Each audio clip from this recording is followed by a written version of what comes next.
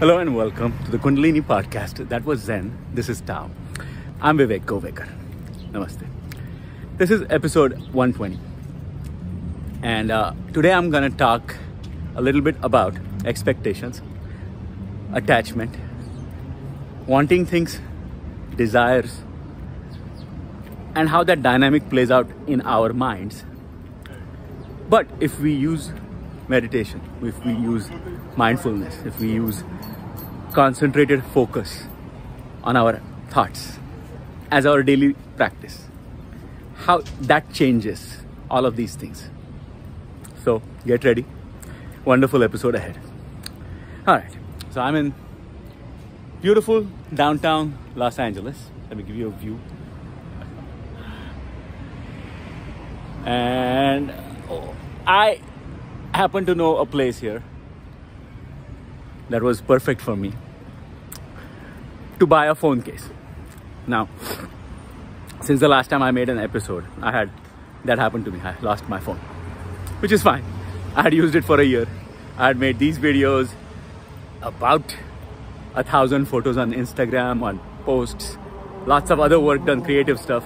So that phone had been well used and I didn't mind losing it. And it's an inconvenience. There's never a convenient time to lose a phone. So now I got it replaced with a better version. I had the iPhone SE 2020 model, and now I have the iPhone SE 2022 model. And obviously that gets you thinking, right? What's the payoff? What do you derive satisfaction from? And how are we as human beings always making ourselves unhappy by craving more and more, having more desires? And the next time you achieve those desires, your mind has moved to something else. You want something better, bigger. And that cycle never continues. And what I realized because of my journey towards simplicity, moving away from material things, is when you actively go backwards, you are amazed to find out how many things that you asked for, you got and never appreciated.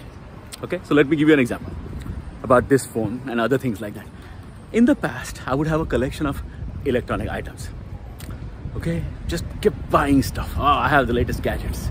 Right? I loved gadgets. It wasn't a utility thing. I got suckered in by the commercials, wanted stuff, had the money, and decided to spend it on that. And that became an unthinking cascade that continued. So, right from the get-go, meditation and mindfulness help you put a stop to that, because there is no room for repetition and unconscious thought and patterns grooving themselves without your permission in your own mind. That stops. All those games that your ego plays, stop. Now, you are left with like, oh, where am I? What's this place? Where have I stumbled into? How? It's like finding the bat cave. Oh, how did I get there? I don't know. Can I get back there again? Don't know. To use a Jerry Seinfeld joke. And if you're familiar with that, go watch that episode where he says, finding the bat cave. However, okay, I digress. The point I'm trying to make is, when your mind stills itself with your focused intent guiding it towards that stillness, you end up finding a lot more things about yourself that were happening in the background unconsciously. And that's the process of what we call transformation, transmutation. What's the advantage of doing meditation and mindfulness? Tell me in 2 lines. I don't have time to waste. I'm not a very spiritual person. But if I do this, what do I get? Well, that's what I'm explaining right now. This is what you get.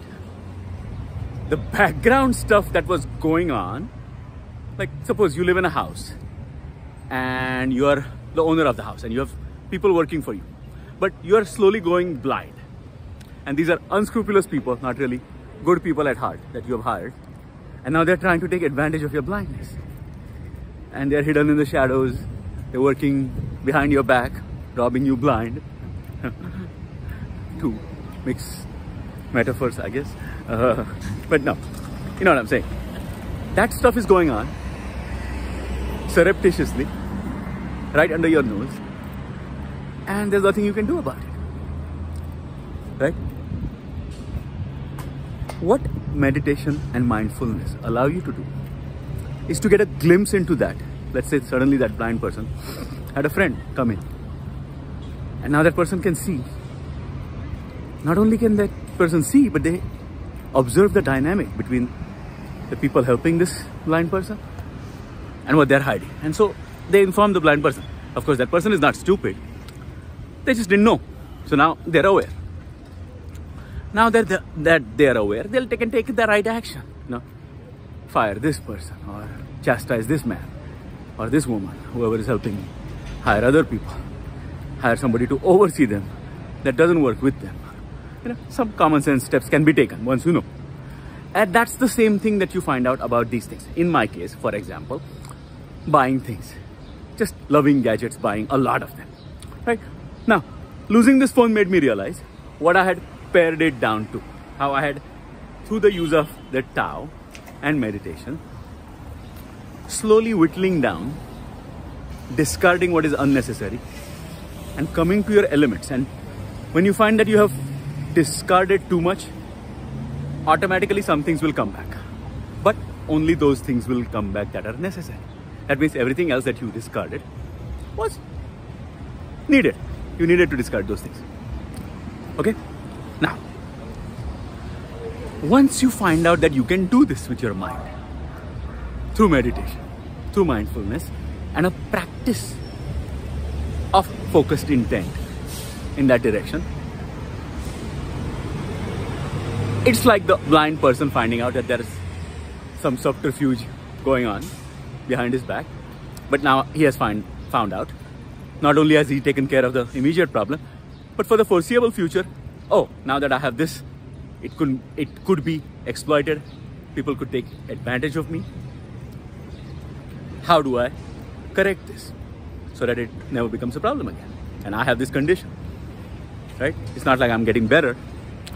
So I need to get smarter about this. Oh, glad I learned this. That's the right approach to take and move on to the next thing. So this is who I'm talking to. These people that are watching these videos to get something out of it and looking from the perspective of a Kundalini awakened person who has promised them a transformation and a constant real-time reporting while having that journey of transformation. So I'm giving you that. Finding out that I was buying those things but not using them really well, and all the techniques I have put in place have worked well, means not that I don't buy anything and just stay away from technology. No. I use that knowledge, that passion, that thirst for technology and owning gadgets into something better that is more useful, but using just the necessary gadgets required for that job. So now I have a new phone, which is an updated version of the previous phone. The satisfaction now that I gain is from the productivity. Like I said, hey, 1000 photos, or like 30 videos made with that device. Hey, I put it to good use, fine. If I lose it, okay, all I lose is the,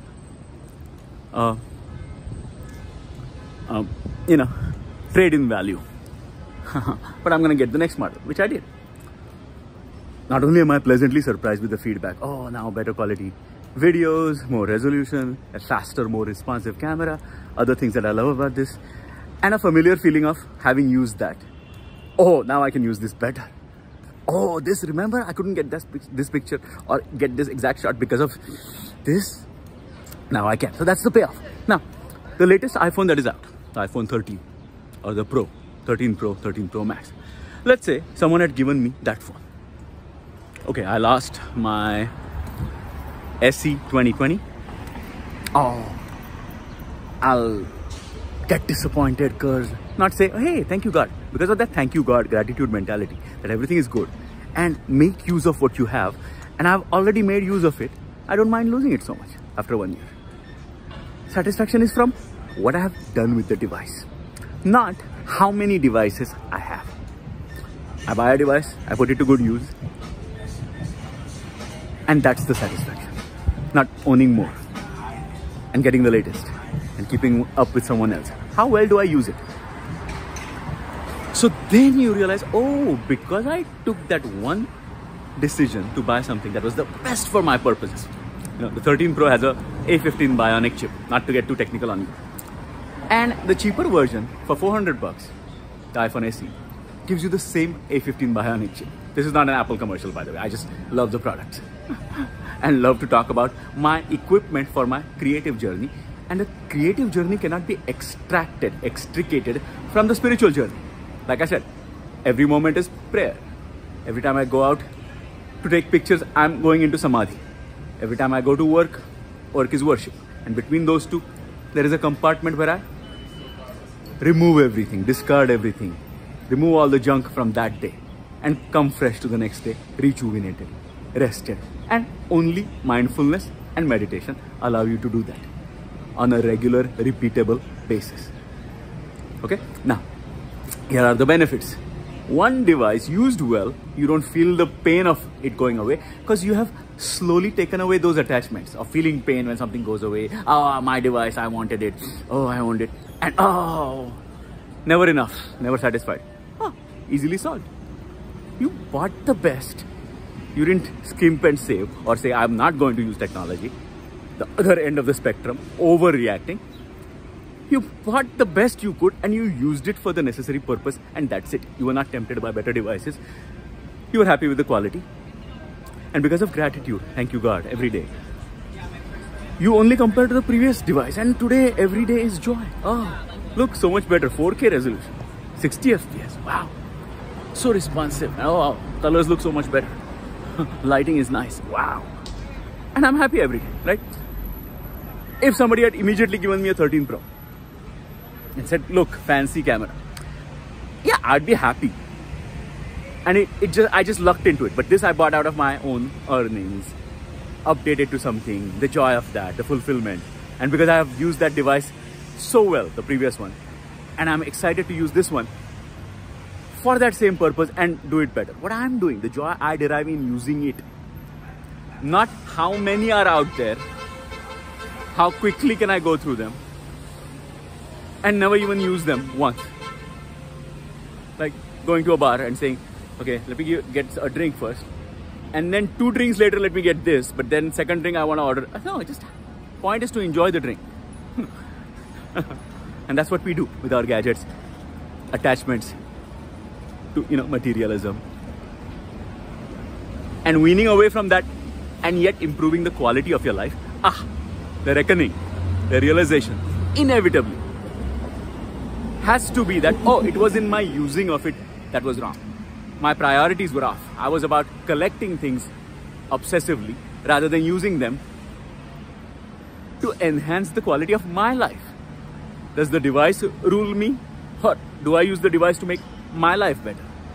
Is it a distraction? Does it get in the way? Or does it complement my life and makes it better in ways I had never imagined? And so I buy the next version. Oh, and that is also intuitively well-tuned for my use. And in doing that, you become a professional.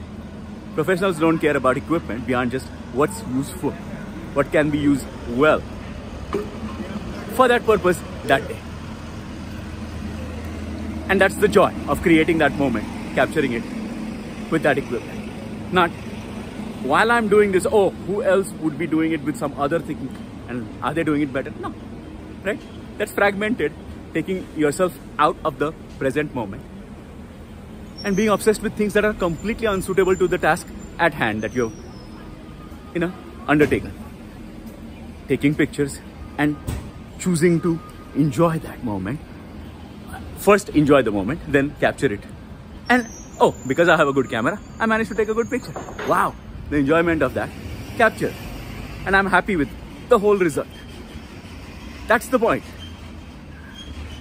When I was doing the other thing, obsessively collecting gadgets, none of this was, while it's so obvious, none of it was obvious back then.